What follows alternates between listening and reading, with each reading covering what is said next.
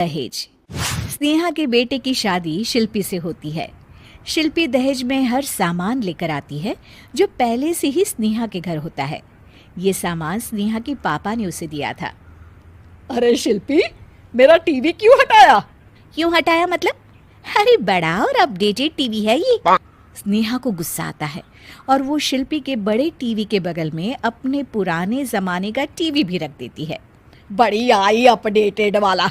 अरे बहुत सारी तेरी जैसी बहुओं को जानती हूँ मैं, जो घर से लाए सामान का रौब दिखाती है। ये ना समझ के हम भिखारी हैं। देख ले, हमारे पास भी टीवी है। ओहो, जो करना है वो करो। कोई मेहमान आएगा तो हंसेगा कि एक ही जगह दो दो टीवी।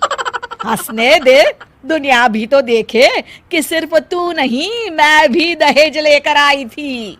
अब यही हाल हर सामान का हो जाता है। ड्राइंग रूम में एक साथ दो तरह के सोफे रखे होते हैं, एक नया आलीशान तो एक पुराना लकड़ी का। शिल्पी स्नेहा की इस आदत से काफी दुखी हो जाती है। एक टीवी पर रामायण चलती है तो बगल की टीवी में फिल्मी गाने, किसी को किसी की आवाज भी सुनाई ना पड़े वैसे। घर के दूसरे सदस्य भी सास बहू की इस आदत से परेशान हो जाते हैं। एक दिन स्नेहा की बहन उसके घर आती है और घर का नज़ारा देखकर हैरान हो जाती है। कहीं पुरानी फ्रिज के बगल में, कहीं नई फ्रिज, तो कूलर के ठीक ऊपर एसी।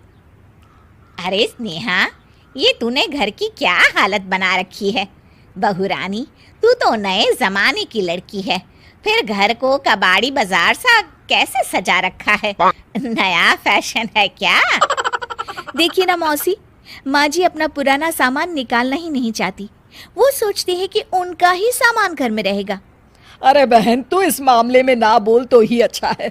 मैंने बहुत सी बहुओं को देखा है अपने लाए सामान पर सास को धौंस दिखाते, और मैं भला किसी की धौंस को क्यों सहन करूं?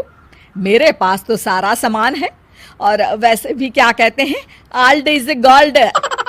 अब क्या था, शिल्पी ये सुनते ही भड़कती है और जोर जोर से चिल्लाने लगती है। वाह माँ जी वाह, जरा अपना सोफा तो देखिए, ऐसा लग रहा है खुदाई से निकला है लकड़ी का। और मेरा सोफा देखिए कैसे लेदर की चमक और गुदगुदा सा है। अरे आपका तो पुराना धुराना सा है। शिल्पी देख, मेरे पिताजी ने जो दिया है वो उनकी निशानी है, उसके बारे में मत बोल। तू तेरा सामान ले जाकर अपने कमरे में रख ले। क्यों? मैं अपना सामान क्यों कमरे में रखूं? और जो मेरे ससुराल आए वो यही कहे, ओ कितना ओल्ड फैशन घर है। दोनों की बहसा बहसी में मौसी सर पकड़ लेती है। तुम दोनों जब देखो तब लड़ती रहती हो। मैं तो चली किचन में बादाम का शरबत बनाने। सुन, बादाम का सिलबट्टा जो मेरी माँ ने दिया था उसमें पीस लेना। तो शिल्पी बोल पड़ती है, मौसी कसम है आपको, आप मेरे पापा की दी मिक्सी में ही बादाम पीसिएगा। खैर, मौसी तो जाती है किचन में, लेकिन ड्राइंग रूम में सास बहू की बहसा बहसी जारी रहती है। तभी शिल्पी को गुस्सा आ जाता है और वो अपने पापा के दिए सोफे पर जाकर जोर से बैठती है, लेकिन तभी सोफा जोर से आवाज कर टूट जाता है। हे भगवान, ये क्या हुआ? ये सोफा कैसे टूट गया? बेटा, अब समझ में आया ओल्ड इज गोल्ड क्यों कहा जाता है। टूट गया ना तेरा सोफा।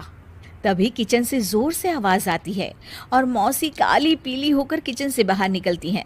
शिल्पी, तुम्हारी कसम के चक्कर में मैंने बादाम के लिए मिक्सी का उपयोग किया था, लेकिन जैसे ही प्लग ऑन किया, अरे मेरा ये हाल हो गया। और भरोसा करो आजकल की चीजों पर। मैंने तो कहा था तुझसे, माँ की सिलबट्टे पर बादाम को पीसती तो तेरा ये हाल ना होता और स्वाद का स्वाद बरकरार रहता। अरे जब सब चीजें घर में थी तो क्या जरूरत थी तेरे पापा को सामान देने की?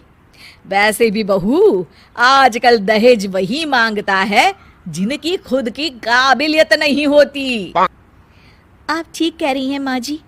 मेरे लिए ये सौभाग्य की बात थी कि आप लोगों ने पापा से कोई डिमांड नहीं की थी, लेकिन मैं आपको समझ ही नहीं पाई। मुझे माफ़ करिए। अब इस घर में नई चीज़ तभी आएगी जब पुरानी खराब हो जाएगी।